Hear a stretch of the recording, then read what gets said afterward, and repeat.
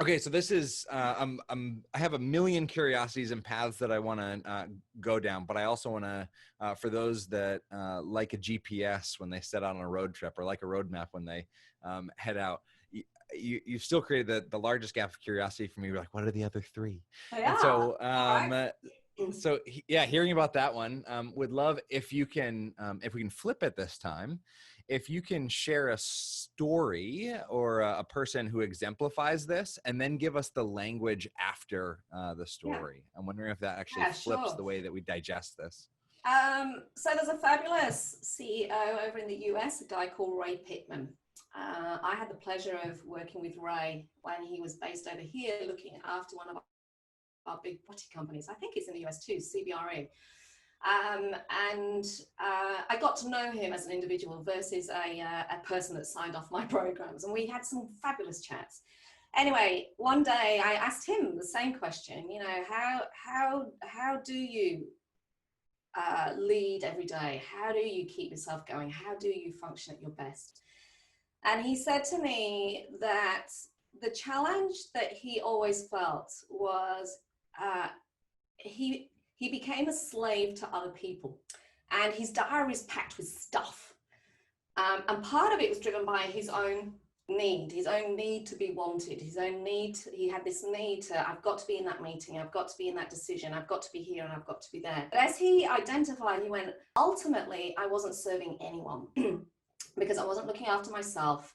I was running around in back-to-back meetings, and I was almost operating surface level. And the business was going through a massive change here in Australia. And he said, I realized I had to get my boundaries back in place. And if my role in leadership is to be one of serving others, then the only way I can serve is to ensure that I am functioning at my best to serve. And so what he did is he literally went, no meetings before 10:30 and no meetings after 4.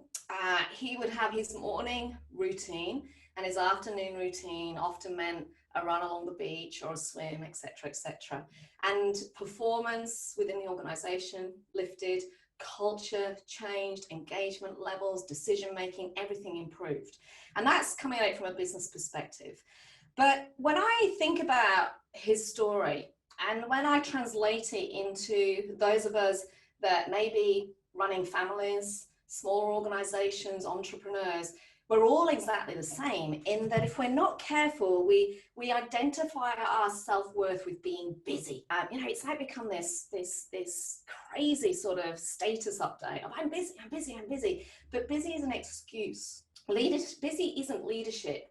And actually, the risk is our own functionality, our own ability to be our best just gradually deteriorates. And so the second law really talks to this concept that if you own your spotlight, if you're getting really clear on what you're doing and what your passion is and what your goal is and what you're bringing to the world, then you've got to ensure that this incredible machine that you have, which you cannot FedEx back, you cannot send it back and go, I'll have a new one, please. It's impossible. When I talk about body, it's your brain, it's your soul, it's your physicality. You can't FedEx this back. It has a limit to it.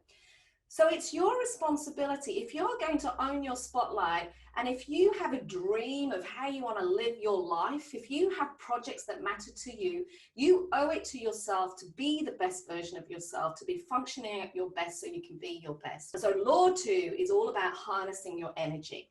It's all about making sure that you look after your mindset, your stamina, the appropriate behaviors and habits, so that ultimately this incredible body that you have and brain that you have can operate at its optimal level so that you can do what it is you want to do. And I think we're seeing, I mean, this is what worries me right now with what we're experiencing with COVID, because I don't think we've yet seen the impact of this intensity around decision-making and having to make changes and having to adapt. I don't think we've yet seen the impact that it's having on people mentally, spiritually, physically. And again, the only way that you can harness your energy is you've got to take responsibility for it. You've got to take ownership of it. And you've got to remember that brilliance, leadership, influence, whatever word you want to use, is the practice. We're on a marathon here. We're not sprinting.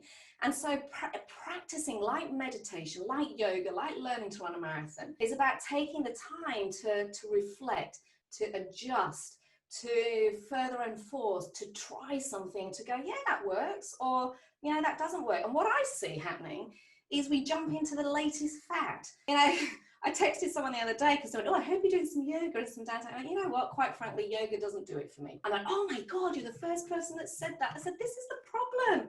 You know, we jump onto the latest diet, the latest exercise, the latest top 5 things you should do in your morning and 5 things you should do at night. And all that's doing is exhausting us even more. And as soon as it does that, you've got to actually go, okay, what works for me? I am unique, I'm an individual. What helps me operate at my best? And no one can tell you that stuff apart from you. This is so good. If you're listening and not seeing Janine, as I have the joy of right now, it looks like she's actually having trouble harnessing her energy because she's like bouncing all over the place as she's sharing this, and it's amazing.